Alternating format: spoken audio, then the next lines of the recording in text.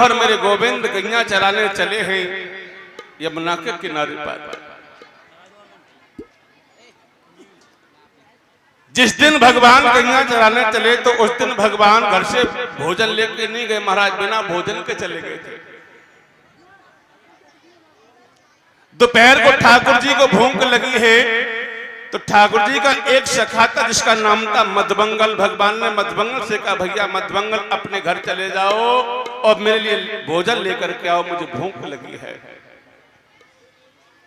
मधुमंगल अपने घर पहुंचा, अपनी मैया पूर्णिमा से कहा कि मैया आज कन्हैया ने मुझसे मुंह करके भोजन मांगा है, आप ठाकुर जी के भोजन बना दो जिससे मैं श्याम सुंदर को भोग लगा दूं।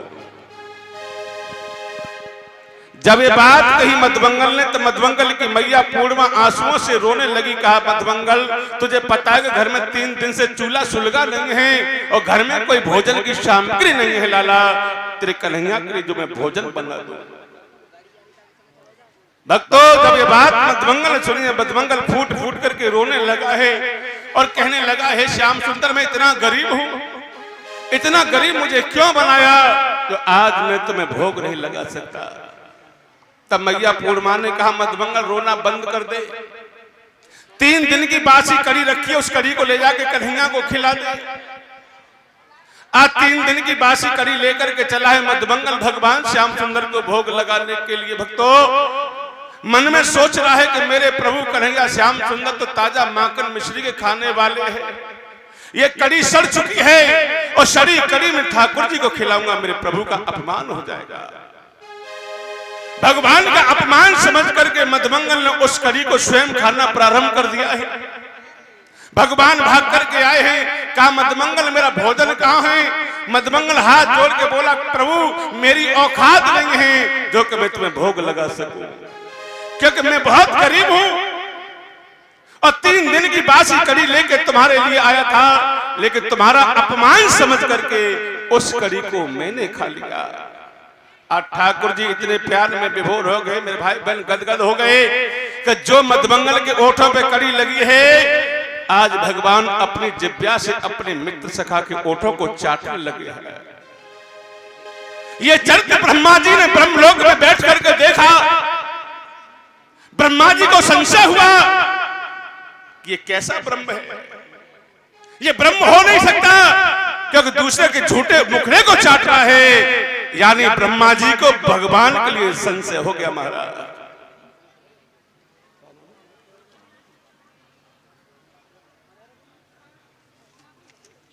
और भैया सोनू जिन्होंने मेरे सर पे पगड़ी और गले में नोटों का हाथ पहनाया है, भगवान भैया को सुख शांति धर्म धन हमेशा पूर्ण बना के रखे।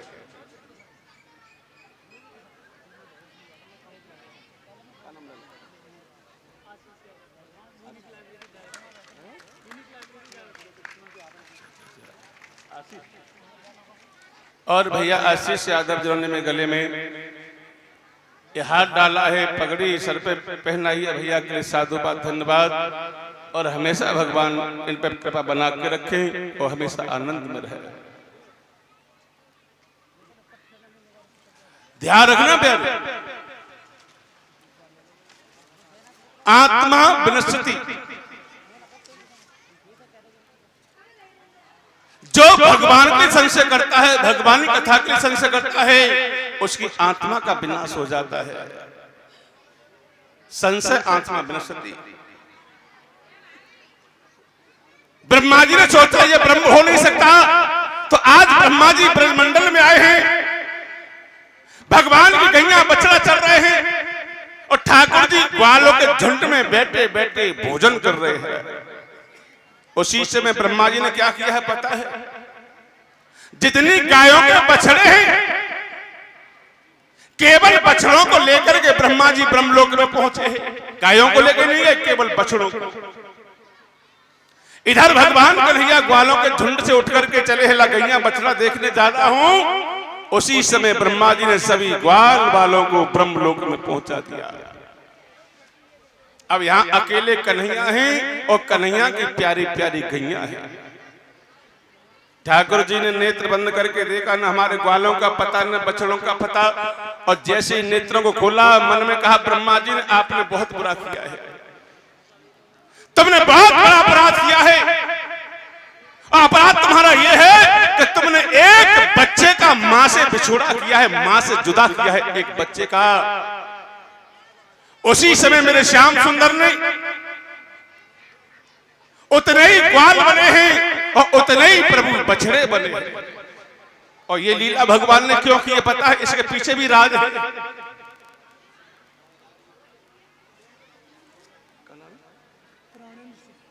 और भैया प्राणेंद्र सिंह जिन्होंने मेरे गले में हाथ डाला है, भैया के लिए साधुवाद, धन्यवाद।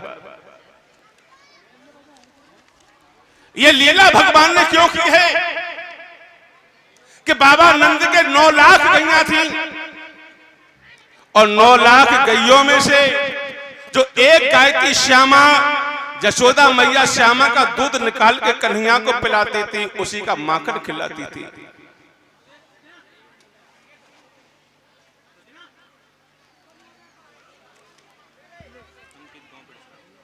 और हमारे भैया अंकित यादव गांव पटसरा से ताली बजा दो भैया के लिए साधुवाद, धन्यवाद, जिन्होंने आकर के मेरा स्वागत और सम्मान किया है। मैया जशोदा उसी गाय का दूध पिलाती थी, उसी का माखन खिलाती थी और गैया रोती थी, कहती थी प्रभु आप हमारा दूध कब पियोगे, हमें धन्य कब करोगे। इसलिए भगवान ने हर गैया का बछड़ा बने हैं और बछड़ा बनकर के प्रभु ने हर गाय का दूध पिया है और ठाकुर जी ने हर गाय को प्रभु ने धन्य कर दिया है, दूध पी करके स्पर्श कर दिया है। ये लीला भगवान ने इसलिए की है।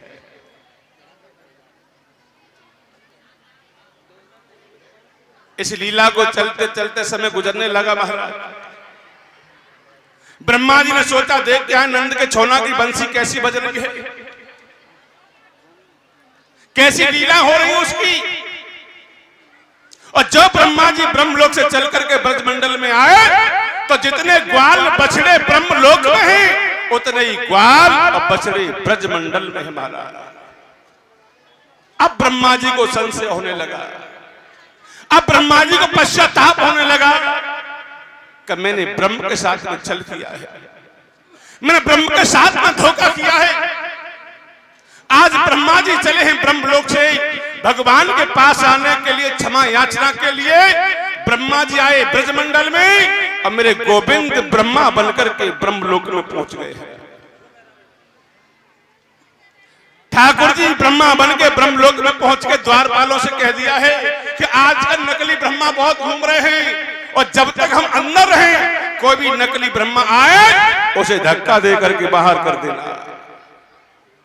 और जैसे ही ब्रह्मा जी पहुंचे ब्रह्मलोक में, अंदर घुसने लगे, द्वारपालों धक्का मारने लगे कि आप नकली ब्रह्मा हो। ब्रह्मा जी ने कहा मैं नकली ब्रह्मा हूं? अरे भैया तो असली ब्रह्मा कौन है? असली ब्रह्मा कौन है? द्वारपाल कहने लगे असली ब्रह्मा अंदर बैठे हैं। ब्रह्मा जी समझ गए कोई और नहीं है, वो नंद का छोना है। द्वारपालों के सामने हाथ जोड़ के बोले भैया द्वारपाल मैं नकली ब्रह्मा सही, मैं नकली ब्रह्मा सही, मुझे अंदर जाने दो क्योंकि मुझे असली ब्रह्मा का दर्शन करना है।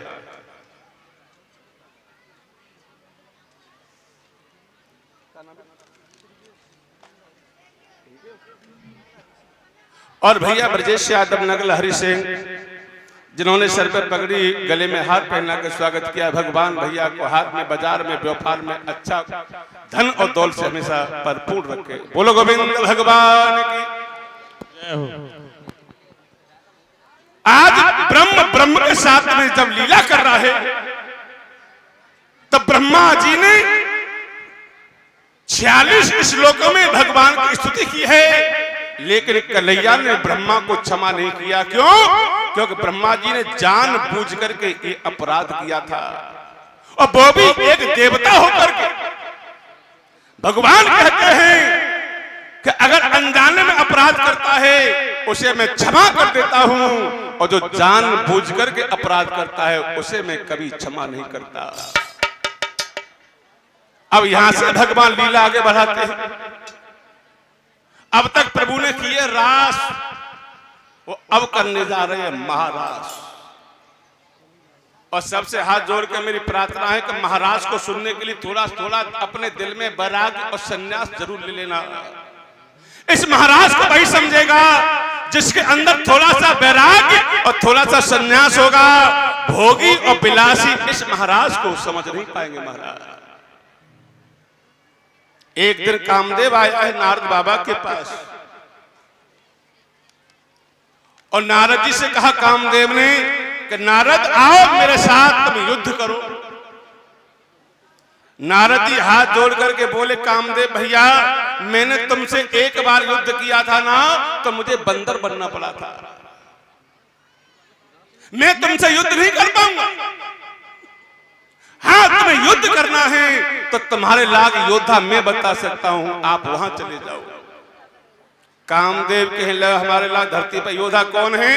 तब नारद जी ने कहा चले जाओ वृंदावन में जो नंद का छोना है, जशोदा का लाला है, जिसका नाम है श्री कृष्ण, वही तुमसे युद्ध कर सकता है।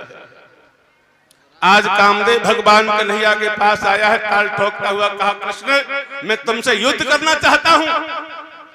भगवान कन्हैया कहने लगे हैं कामदेव तू कौन सा युद्ध करेगा मुझसे, किले वाला या मैदान वाला?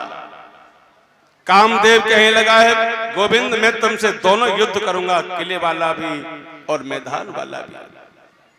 तो भगवान ने कह दिया है कि शरद पूर्णिमा को, कार्तिक पूर्णिमा को मैं महाराज करूंगा, उस महाराज में आ जाना, उस महाराज में तेरा मेरा दोनों का युद्ध होगा। कामदेव चला गया। धीरे धीरे कार्तिक पूर्णिमा आई है महाराज। भगवान श्याम सुंदर आज तैयारी कर रहे हैं महाराज की। और दिन तो मैया जशोदा भगवान का श्रृंगार बनाती थी, नहलाती धुलाती थी। आज महाराज के लिए भगवान ने अपना श्रृंगार अपने हाथों से किया है और इतना अद्भुत श्रृंगार किया है प्यारे, इतनी सुंदर छवि भगवान की। और कूद गए पीछे की खिड़की से और कहां पहुंचे हैं? निधि वन में। ये महाराज कहां हुआ है? निधि वन में। निधि वन में जाकर के भगवान कन्हैया ने एक रात्रि का निर्माण किया है। जब भगवान की महाराज किया था उसमें भगवान की उम्र 7.5 वर्ष की थी और 7.5 वर्ष की जितनी भी रात्रि भगवान ने काटी है उन सब की रात्रि मिलाकर के एक रात्रि बना दी जिसका नाम था पितारा रात्रि। बहुत ही सुंदर रात्रि भक्तों। नैनी नैनी बूंदें पड़ रही है, पुरवाई की हवा चल रही है, कोयल कूक रही है और पपिया पीहू पीहू कर रहा है। आज ठाकुर जी ने बंसी को हाथ में लिया है और ठाकुर जी बंसी से बोले अरे बंसी मैंने तेरी इतनी सेवा की, आज तक तू मेरे काम नहीं आई। बंसी ने कहा कन्हैया मैं तुम्हें जानती तुम कितने छलिया हो, तुम कितनी बातें बनाते हो। हे श्याम सुंदर तुमने मेरी ऐसी क्या सेवा की है जो तुम मुझे उल्हाना दे रहे हो। ठाकुर जी ने कहा बंसी जब तुझे भूख लगती तो अपने ओठों का रस पिलाता हूं तुझे मैं, जब तुझे नींद लगती है तो अपने कमर के बिस्तर पर सुलाता हूं और जब तू थक जाती है तो तेरे छिद्रों पे अंगुली धर के तेरी मैं चरण सेवा करता हूं। बंसी ने कहा हे श्याम सुंदर अब ये बता मुझे करना क्या है। और एक बात और बता दूं आपको मैं, ये भगवान की बंसी कौन है? ये हम और आप ही हैं। ठाकुर जी की बंसी हम और आप ही हैं। भगवान ने दुनिया को बंसी संदेश भेजा है कि हर मनुष्य का स्वभाव बंसी जैसा होना चाहिए। आपने देखा होगा बंसी को अंदर से खोखली होती है, उसमें कोई गांठ नहीं होती है, तो हमारे तुम्हारे अंदर कोई भी गांठ नहीं होनी चाहिए। बंसी जब बोलती है तो इतना मीठा बोलती है कि दुश्मन को भी अपना बना लेती है। तो हाथ जोड़ के मेरी प्रार्थना है अगर दुनिया में भाषा का प्रयोग करो तो मीठी भाषा, तरल भाषा, मधुर भाषा का प्रयोग करो मेरे भक्तों। आज प्रभु ने बंसी को बजाया है। सबसे पहले वंश से राधा रानी का नाम लिया है और प्रभु ने हर गोपी का नाम वंश से लिया है। और बेटा कैसे